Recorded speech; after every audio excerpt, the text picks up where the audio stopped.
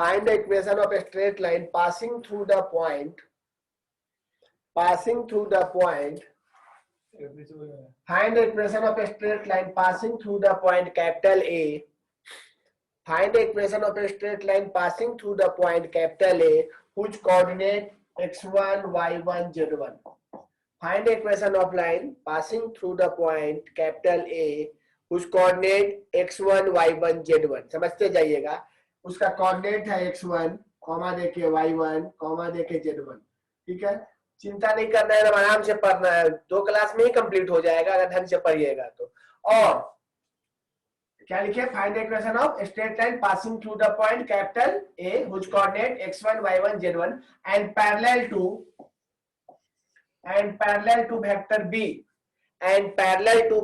B जिसका coordinate है a1i plus b1j plus c1k.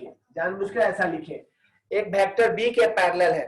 एक इक्वेशन का निकालना है, लाइन का इक्वेशन जो एक पॉइंट से पास कर रहा है जिसका coordinate A capital A x1, y1, z1 और एक वेक्टर B है जिसके वो पैरेलल है. तो कभी भी किसी का भी इक्वेशन निकालने देता है तो हम बस फार्मूला याद कर लेते हैं. ठीक है, फार्मूला आप भी याद कर लीजिएगा, पर फार्मूला आया कैसे वो हम बताने जा रहे हैं. कभी भी आप लोग स्ट्रेट लाइन पढ़े थे 11th में, कभी भी किसी का इक्वेशन निकालना रहता था खुद से हम एक पॉइंट P लेते थे. तो अभी हम फर्स्ट में आपको वेक्टर इक्वेशन बताएंगे, मतलब उस लाइन का वेक्टर फॉर्म में क्या इक्वेशन होगा, जो भी हम थोड़ा दिन पहले वेक्टर पढ़े हैं उसी कॉन्सेप्ट में दिखा रहे हैं. तो हम सबसे पहले A है, P है, अपने से ओरिजिन लेंगे. ओरिजिन हम समझते हैं, ओरिजिन हमेशा इनिशियल पॉइंट ही दिखाता है जहां से पोजीशन वेक्टर पता चलता है. तो A से P को मिलाएंगे, इसको स्मॉल a वेक्टर बोलेंगे. क्या बोलेंगे? Small a vector. और P से O को मिलाएंगे तो इसको हम लोग R वेक्टर बोलेंगे. तो कभी भी याद रखिएगा, कहीं भी A वेक्टर का मतलब हो जाएगा x1i जो पॉइंट से पास कर था y1j प्लस z1k, और B जो वेक्टर है ये OP जो वेक्टर है, OP वेक्टर को R वेक्टर बोलते हैं. क्या बोलते हैं? R vector. और R हमेशा P का कोऑर्डिनेट हमेशा x, y और z माना जाता है. क्या माना जाता है? x, y और z. क्यों माना जाता है? किसी भी इक्वेशन में x, y, z रहेगा तो ही इक्वेशन होगा. तो वो वेक्टर फॉर्म में बोले तो उसको R बोलते हैं. तो R का मतलब हो जाएगा xi plus yj plus zk. तो ये आपको एक वेक्टर और है जिसका नाम B है. आपके पास ये 3 चीज है जो आपको पहले से पता है C1 के. फिर से समझाते हैं, समझने का कोशिश कीजिएगा. एक लाइन का इक्वेशन निकालना है जो पॉइंट A से पास कर रहा है, ये लाइन है, और किसी वेक्टर B के पैरेलल है. तो हम लाइन का बस पॉइंट जानते थे जिसका कोऑर्डिनेट x1, y1 और z1 है, और हमको बस कुछ नहीं मालूम है कि लाइन किस ओर जा रहा है, मतलब उसको डायरेक्शन बोलते हैं, वो उसको P बोलते हैं. P हमको पता है x, y और z. ओरिजिन O होता है. तो हम एक काम करेंगे, ओरिजिन से A को मिलाएंगे, उसको A वेक्टर बोलेंगे. ओरिजिन से P को मिलाएंगे, उसको R वेक्टर बोलेंगे. अब इस पिक्चर को देख के बताओ AP वेक्टर क्या होगा. AP वेक्टर किसी से भी पूछे AP वेक्टर क्या होगा, वेक्टर का एडिशन पढ़ाए थे. इस वेक्टर का नाम OA वेक्टर, इस वेक्टर का नाम OP वेक्टर, और हमको AP वेक्टर चाहिए. AP वेक्टर के लिए याद होगा OP माइनस, अब नहीं याद है तो याद कर लो, OP माइनस OA. याद होगा P का पोजीशन वेक्टर माइनस A का. तो AP वेक्टर को हम AP ही रहेंगे. OP कितना है देखो तो R माइनस OA कितना है A. इसका नाम इक्वेशन 1 देते हैं. इसका नाम इक्वेशन क्या देते हैं? 1. फिर यही काम AP वेक्टर तुमको हम पूछे कि और कोई मेथड से AP वेक्टर बता सकते हो, तुम बोलोगे भैया ये P पॉइंट है, P तो कहीं भी हो सकता है, लेकिन ये AP डायरेक्शन पता है भैया. इसका डायरेक्शन क्या है? यही इसका डायरेक्शन है B की ओर. तो AP बराबर हम B वेक्टर लिख सकते हैं, लेकिन बगल में एक कांस्टेंट डाल दीजिएगा जिसको लैम्डा बोलते हैं. लैम्डा वेरिएबल है, मतलब वो हर समय चेंज होगा, उसका कोई फिक्स वैल्यू नहीं होता. AP और ये भी AP, ये 1 ये 2, तो दोनों को अगर बराबर कीजिएगा तो R minus A equal to lambda B. तो R equal to A vector plus lambda B. यही बस याद रखिएगा, यही लाइन का इक्वेशन होता है. इतना जो थ्योरी दी है उसका कोई मतलब नहीं है. किसी भी लाइन का इक्वेशन निकालना है वेक्टर फॉर्म में, उसका इक्वेशन होगा R equal to A plus lambda B. ध्यान से लिखिएगा, A बताएगा पॉइंट, A बताएगा पॉइंट, पॉइंट का मतलब लाइन कहां से पास कर रहा है, और B बताएगा डायरेक्शन, B बताएगा डायरेक्शन, डायरेक्शन ये लैम्डा और आर से कोई मतलब नहीं है। मेन किसी भी लाइन के लिए हमको ए मालूम होना चाहिए, बी मालूम होना चाहिए। एक एग्जांपल दिखाते हैं। एक लाइन 1 2 3 से जा रहा है। कहां से जा रहा है? 1 2 3 से जा रहा है और किसी बी वेक्टर के पैरेलल है। बी का कोऑर्डिनेट है 2i प्लस जे माइनस के। तो आप तुरंत लिखोगे r equal to A vector, बीच में plus lambda B vector. A के जगह पे लिखोगे i plus 2j plus 3k। Lambda B के जगह पे लिखोगे 2i प्लस जे माइनस के। हम इसको रिकॉर्ड कर रहे हैं पूरा क्लास को, इसलिए कि इसको 4 बार आप घर में मन करे देख सकते हैं। तो ये बस फार्मूला है, इसको जल्दी से कॉपी करना है या 2 मिनट पर होता है, कार्टेशियन होता है।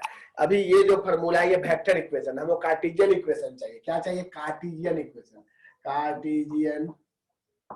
Cartesian equation. तो कार्टेशियन इक्वेशन क्या होता है सुनिएगा अच्छे से समझिएगा। वही इक्वेशन, बस उसमें आई जे के नहीं दिखना चाहिए। तो कार्टेशियन इक्वेशन के लिए जो हमारा वेक्टर इक्वेशन है वहीं से स्टार्ट करते हैं। हम ये सब मिटाने जा रहे हैं, क्योंकि हमको ये सब पता चल चुका है। ये सब मिटाने जा रहे हैं, हमको ये वेक्टर इक्वेशन है। तो वेक्टर इक्वेशन में आर के जगह क्या डालोगे? आर के जगह xi plus yj plus zk और इक्वल टू में ए के जगह पे क्या डालोगे? x1i plus y1j plus z1k plus lambda B के जगह पे a1i plus b1j plus c1k। जानबूझ के a1 b1 c1 दिए कि आपको कंफ्यूजन ना हो। ये हुआ तो i के बगल में यहाँ x है, वहां i के बगल में x1 है और साथ में लेमडा a है। ठीक है, फिर y equal to y1 plus lambda b1 और z equal to z1 plus lambda c1। सुनिएगा हम क्या कर रहे हैं, आपको समझ में आ जाएगा, तुरंत आ जाएगा। वेक्टर इक्वेशन जो था उसमें जहां पर आर था, आर का वैल्यू, जहां ए था ए का वैल्यू, जहां बी था वहां बी का वैल्यू डालने के बाद आई के बगल में एक्स है, यहाँ आई के बगल में x1 और लेमडा a1 दोनों जोड़ के यहां से अगर लेमडा का वैल्यू निकालोगे फर्स्ट वाले से x minus x1 by a1। फिर दूसरा से lambda equal to y minus y1 by b1 और तीसरा से lambda equal to z minus z1 by c1। तीनों लेमडा है ध्यान दो। तो यहां से यही होगा x minus x1 by a1 equal to y minus y1 by b1 equal to z minus z1 by c1। ये लाइन का कार्टेशियन इक्वेशन है। ये लाइन का कौन सा इक्वेशन है? कार्टेशियन। बस ये फार्मूला ही याद रखना है। कैसे आया वो हम सिखाने का कोशिश किए। हम सिखाए कि जो हमारा वेक्टर इक्वेशन था उस वेक्टर इक्वेशन में ही हम वैल्यू पुट करेंगे। जब वैल्यू पुट करेंगे तो आर का वैल्यू यही होता है। ये जो पॉइंट है वो बताता है और ये जो डायरेक्शन है वो बताता है। तो कभी भी कोई लाइन दिया रहे तो उससे हम उसका पॉइंट और डायरेक्शन जान सकते हैं, और पॉइंट और डायरेक्शन दिया रहे तो लाइन का इक्वेशन जान सकते हैं। ये लाइन का इक्वेशन है किस फॉर्म में? कार्टेशियन फॉर्म में। और पहले वाला क्या था? वेक्टर फॉर्म में। एक सिंपल था, एक लाइन जो पास कर रहा है 1 2 3 और किसी वेक्टर के पैरेलल है जो 2i है प्लस 3j है माइनस k है, ये वेक्टर b है। तुरंत लाइन का इक्वेशन चाहिए। तो x माइनस x1 कितना है? 1 बटा में क्या होगा बताते हैं। y माइनस y1 कितना है? 2 बटा में क्या होगा बताएंगे। z माइनस z1 कितना है? 3 बटा में क्या होगा बताते हैं। बटा में जो है 3 चीज होगा। एक होगा इसका i के बगल में क्या है? 2, j के बगल में क्या है? 3 और ये क्या है? -1। ये जो लाइन है, ये जो लाइन का इक्वेशन आया, इस लाइन का डायरेक्शन रेशियो क्या होगा? 2 होगा, 3 होगा, -1 होगा। किसी भी लाइन को देख के उसका दो चीज बताया जा सकता है, डायरेक्शन और पॉइंट। डायरेक्शन किधर है उसका रेशियो 2 3 -1 कोसाइन निकालने सिखाए थे। और पॉइंट, वह लाइन किस पॉइंट से पास कर रहा है? यहां से 1, यहां से 2 और यहां से 3। तो लाइन का इक्वेशन देख के ये बता सकते हैं, जिसको आप डायरेक्शन रेशियो बोलते हैं और पॉइंट बोलते हैं। जल्दी से लिखिए, इस पे हम क्वेश्चन देंगे भी, इस पे हम क्वेश्चन देंगे। टॉपिक बात कर रहे हैं जिसमें हम लोग पढ़ रहे हैं vector equation. Find the equation of line passing through 2 points. एक है कैपिटल ए और दूसरा है कैपिटल बी। और इस टॉपिक का नाम है 2 पॉइंट से पास होने वाला लाइन का कौन सा इक्वेशन? Vector equation. तो तुम बाद में देखना 2 पॉइंट आपको क्या क्या होगा। एक पॉइंट है x1 y1 और z1 और दूसरा पॉइंट है x2 y2 और z2। हम अपने से एक पॉइंट p लेंगे। क्या लेंगे? एक पॉइंट p। सबको कहां से मिलाएंगे? ओरिजिन से। कहां से मिलाएंगे? ओरिजिन से। कहां से मिलाएंगे? ओरिजिन से। सब मिल गया ओरिजिन से। इसका नाम ए वेक्टर, इसका नाम बी वेक्टर, इसका नाम आर वेक्टर, सब कुछ हो गया। तो एपी बराबर आपको पता ही है, एपी वेक्टर बराबर आर माइनस ए हो जाएगा। और यहां से ए बी वेक्टर क्या हो जाएगा, बी माइनस ए, देख लीजिए AP AB vector, A B vector, ये एपी निकल गया, ये ए बी निकल गया, फिर से एपी लिखते हैं, लेमडा इंटू ए बी, का है जिधर एपी है उधर ही ए बी है, बस ए बी क्या है आगे पीछे कहीं हो सकता है, और पी तो पॉइंट है कहीं भी ले सकते हैं, इसलिए देखो डायरेक्शन सेम है, इसलिए बाहर में एक कांस्टेंट गुना कर दिया जिसका नाम क्या दिया, लेमडा। यहां से अगर देखा जाए एपी बराबर क्या हो गया, लेमडा बी माइनस ए। तो देखो तो दिमाग मत लगाओ, सीधे आर माइनस ए, हम तो डिराइव करके दिखा दे रहा है, इसका to lambda b minus a, तो r equal to A vector plus lambda b minus a. यही जो भी आपका है, ये आपका किसका इक्वेशन है, लाइन का वेक्टर इक्वेशन, जब लाइन 2 पॉइंट से पास कर, कितना पॉइंट से पास कर रहा है, 2 पॉइंट। चलो कार्टेशियन बोलता तो x माइनस x1 बटा में बाद में देखेंगे, y माइनस y1 बटा में बाद में देखेंगे, z माइनस z1 बटा में बाद में। तो बटा में क्या होगा, बटा में डायरेक्शन रेशियो होता है, लाइन का 2 पॉइंट मालूम है, 2 पॉइंट मालूम हो या तो उसका डायरेक्शन दिया हो, यहाँ 2 पॉइंट नीचे क्या लिखोगे, x2 minus x1, y2 minus y1 और z2 माइनस z1, बस स्ट्रेट लाइन यही है। अब इसमें आएगा एंगल बिटवीन टू लाइन, फिर आएगा स्क्यू लाइन, फिर आएगा एंगल बिटवीन के बाद स्क्यू लाइन के बाद आएगा शॉर्टेस्ट डिस्टेंस, 2 लाइन के बीच का इमेज का क्वेश्चन आएगा, सब बात करेंगे हम। x minus x1 by x2 minus x1, y minus y1 by y2 minus y1, z minus z1 by z2 minus z1। Vector equation line का, जब लाइन 2 पॉइंट से पास कर रहा है, एक पॉइंट कैपिटल है, एक पॉइंट कैपिटल भी, हमको कोई मतलब नहीं है, फॉर्मूला वही याद रखो, r equal to A vector plus lambda B vector. लेकिन उस समय बी दिया था, अभी बी नहीं दिया है, ये पॉइंट बताता है और ये डायरेक्शन बताता है, क्या बताता है, डायरेक्शन, डायरेक्शन। तो अभी हमारे पास पॉइंट और डायरेक्शन का बात नहीं है, अभी हमारे पास एक वेक्टर का 2 पॉइंट दिया हुआ है, एक लाइन से पास करता हुआ 2 पॉइंट, 2 पॉइंट है तो डायरेक्शन मालूम चल जाएगा, और एक पॉइंट से एक पॉइंट ले लेंगे। चलिए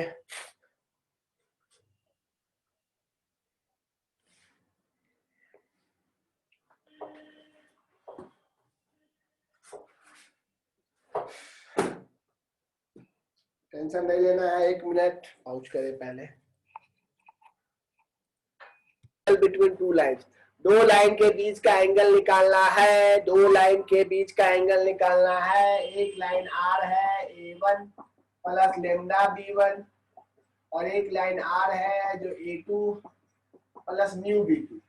ये 2 लाइन के बीच का एंगल निकालना है, ये L1 है, ये L2 है। सुनते जाओ अच्छे से, लाइन के बीच एंगल निकालने के लिए जब इस A1 और A2 का कोई काम नहीं है, लाइन के लिए जब भी एंगल निकालना होता है तो उसके लिए डायरेक्शन का जरूरत होता है। लाइन का डायरेक्शन B1 बताता है और B2 बताता है, तो हम वेक्टर में पढ़े थे cos theta, angle between 2 lines या angle between 2 vector, same formula cos theta, B1 vector dot B2 vector magnitude of B1 magnitude of B2। बस ये मॉड में डालोगे तो हमेशा पॉजिटिव आएगा, एक्यूट एंगल जो भी बात है। तो B1 डॉट B2, तो लाइन का 2 तरह का इक्वेशन होता है, एक वेक्टर एक कार्टेशियन, चाहे जिससे लो, तुमको लाइन का पॉइंट से कोई मतलब नहीं है, तुमको लाइन का डायरेक्शन से मतलब है। तो B1 वेक्टर बीच में dot B2 vector magnitude of B1 magnitude of B2, ये फार्मूला हो गया। किसी किसी को लगता होगा भैया कार्टेशियन रहता तो x minus x1 by A1, y minus y1 by B1 और z minus z1 by C1, x minus x2 by B2, y minus y2 by B2, sorry A2 B2 और z minus z2 by C2। तो चिंता मत करो, जब angle निकालना हो और उस फॉर्म में हो तो cos थीटा बराबर B1 के जगह ये नीचे वाला जो 3 पॉइंट है यही B1 वेक्टर देगा, तो A1i plus B1j plus C1 के बीच में डॉट, और दूसरा क्या होगा A2y plus B2j plus C2 के, अपने हिसाब से नाम दिए हैं, संख्या रहता, और दोनों का मैग्नीट्यूड, तो root under A1 square B1 square C1 square root under A2 square plus B2 square plus C2 square. अच्छे से वीडियो बनाते रहे जानबूझकर। अब डॉट करने तो आता है, आई को आई के साथ A1 A2 plus B1 B2 plus C1 C2 root under तीनों का square A1 square plus B1 square plus C1 square. Root under a2 square plus b2 square plus c2 square. यही फॉर्मूला हुआ दो लाइन के बीच का angle cos theta. दोनों में से जो आपको लगाने का मन लगा दीजिए। ये फॉर्मूला भी लगा सकते हैं, ये फॉर्मूला भी लगा सकते हैं, लेकिन वेक्टर फॉर्म में हो तो ये फॉर्मूला, कार्टेशियन में हो तो ये। तो बस यही जानना है कि हमको एंगल निकालने का मतलब होता है दो लाइन के दोनों वेक्टर के डायरेक्शन के बीच का जो फॉर्मूला है ये यूज कर लीजिएगा। सुनिए, कुछ लोग को फॉर्मूला तो ये बता दिए, बाद में कुछ और लिख देंगे तो कंफ्यूज हो जाएगा। जैसे कॉस थीटा ये लिख देते हैं, cos theta L1 L2 plus M1 M2। Last class discuss किए थे N1 N2। ये हम लास्ट क्लास में डिस्कस किए थे कि L1 मतलब डायरेक्शन कोसाइन। तो यही फॉर्मूला में A1 बाई इतना को L1 बोल दिए और A2 बाई इतना को L2 बोल दिए। याद होगा डायरेक्शन रेशियो से कोसाइन निकालने का फॉर्मूला। B1 बाई इतना को M1 बोल दिए, B2 बाई इतना को M2 बोल दिए। यही याद रखना, कॉस थीटा ये तब लगेगा जब वो डायरेक्शन कोसाइन हो। डायरेक्शन कोसाइन मालूम हो दो लाइन का, एक का L1 M1 N1 और एक का L2 M2 N2। अगर लाइन का डायरेक्शन क्या मालूम है, कोसाइन, और ये जो फॉर्मूला था कॉस थीटा इसमें L1 का और L2 का क्या मालूम था, डायरेक्शन रेशियो। डायरेक्शन रेशियो में लगेगा वही फॉर्मूला, लेकिन नीचे में तीनों का स्क्वायर होगा। यहाँ तीनों का स्क्वायर करने पे 1 हो जाता है, इसलिए फॉर्मूला है। और इसमें एक बात आओ, दो लाइन अगर पैरेलल हो, दो लाइन अगर पैरेलल हो तो कॉस थीटा का वैल्यू प्लस या -1 कुछ भी आ सकता है। दो लाइन पैरेलल है मतलब cos 0 होगा या तो cos 180 होगा। cos 0 का मतलब 1 होता है, cos 180 -1। और दो लाइन अगर परपेंडिकुलर हो तो cos थीटा का वैल्यू cos 90 0। मतलब उस फार्मूला को लगाओगे और एंगल का वैल्यू 0 आया तो परपेंडिकुलर, और एंगल का वैल्यू +-1 आया cos थीटा का वैल्यू, तो वो दोनों हो गया पैरेलल। दूसरा बात, अगर L1 पैरेलल है L2 और डायरेक्ट बनाना चाहते हो तो डायरेक्ट लिखोगे A1 by A2 equal to B1 by B2 equal to C1 by C2। दो लाइन अगर पैरेलल है तो उसका डायरेक्शन रेशियो का रेशियो सेम होगा। दो लाइन अगर पैरेलल है तो ये बात है, या दोनों का सेम डायरेक्शन रेशियो भी बोल सकता है, ठीक है। और दो लाइन अगर परपेंडिकुलर है तो डायरेक्ट ये formula A1 A2 plus B1 B2 plus C1 C2। बस चैप्टर में एक टॉपिक बचा जिसका नाम है स्क्यू लाइन, लेकिन उसको भी नहीं बताएंगे। स्क्यू लाइन बताने से पहले ये सब आप घर जाके थोड़ा सा देखिएगा, थोड़ा सा पढ़िएगा। सैटरडे को हम सीधे स्क्यू लाइन बताएंगे, फिर एक्सरसाइज बताएंगे, जो मन करेगा ये अच्छे से लिख लीजिए। दो लाइन के बीच का एंगल, चलिए जल्दी से लिख लीजिए, टाइम है 5 मिनट है अभी मेरे पास। स्क्यू लाइन के बारे में थोड़ा सा चलिए, हमारे पास एक लाइन है L1, एक लाइन है L2। या तो वो एक प्लेन पे होगा, अगर एक प्लेन पे होगा तो इसके बीच का जो डिस्टेंस होगा, शॉर्टेस्ट डिस्टेंस, जहां पर सबसे छोटा डिस्टेंस, वो D का वैल्यू 0 आएगा। इसको हम लोग बोलते हैं कोप्लेनर लाइन। क्वेश्चन में दिया रहेगा दो लाइन और बोलेगा prove that this is coplanar, ठीक है। फिर सुनिएगा, ज्यादा कॉन्सेप्ट मत ले लीजिएगा साइड बुक से, ज्यादा कॉन्सेप्ट लीजिएगा चल जाइएगा जहां जानते हैं झारखंड भाषा में, वहीं चल जाइएगा, कोई नहीं बचाएगा। दूसरा बात, कोप्लेनर के बाद स्क्यू लाइन आता है। स्क्यू लाइन वह लाइन होता है जो एक प्लेन पे ना हो। एक लाइन अपने हम इस बोर्ड पे खींचे और एक लाइन मेरे कॉपी पे खींचे तो बोर्ड का और कॉपी का लाइन कभी भी आपस में इंटरसेक्ट नहीं करेगा। क्यों नहीं करेगा, वो कॉपी पे चल रहा है, ये बोर्ड पे चल रहा है। उस केस में स्क्यू लाइन का मतलब होगा, वहां पूछेगा, टॉपिक है शॉर्टेस्ट डिस्टेंस। क्या है, शॉर्टेस्ट डिस्टेंस। तो आपके पास अभी उसी रूम में रहिएगा सब कोई, शॉर्टेस्ट डिस्टेंस जिसको D बोलते हैं, इसका एक सिंपल सा फॉर्मूला है, सिंपल सा फॉर्मूला है। इसके अलावा दूसरा मेथड भी बताएंगे। सिंपल सा फॉर्मूला है A2 माइनस A1। जो आपको दो लाइन है उसमें एक जगह A1 होगा, एक जगह A2 होगा। NCERT में बना हुआ एग्जांपल जरूर देखिएगा। A2 माइनस A1, बीच में डॉट, B1 क्रॉस B2, दोनों वेक्टर को क्रॉस कीजिएगा, B1 क्रॉस B2, और magnitude of B1 cross B2। और ये जो भी चीज आएगा ये माइनस में भी आता है तो इसको मॉड डाल के प्लस कर लीजिएगा। तो कभी भी ये D निकालिएगा, अगर 0 आ जाता है, यही formula A2 minus A1 dot B1 cross B2 और उसका मैग्नीट्यूड। जाइए अभी घर जाके एग्जांपल NCERT का सब देखिएगा, 11.2 रिक्वेस्ट है, देखिएगा।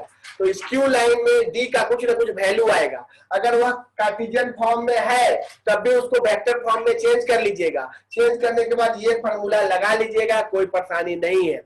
और आज के लिए इतना ही, ज्यादा परेशान नहीं होना है। और देखिए जितने लोग क्लास कर रहे हैं ठीक है, और जो जो पेमेंट नहीं किए हैं उम्मीद है कर दीजिए। और उसके लिए पेमेंट के लिए क्लास छोड़ने का जरूरत नहीं है। हमारा काम है बोलना, क्योंकि आप ही लोग से चलता है। अप्रैल से पढ़ा रहे हैं, आज जनवरी फरवरी होने जा रहा है। इतना दिन में जब परेशानी नहीं किए तो अब एक महीना में क्या कर लेंगे। चलिए बाय।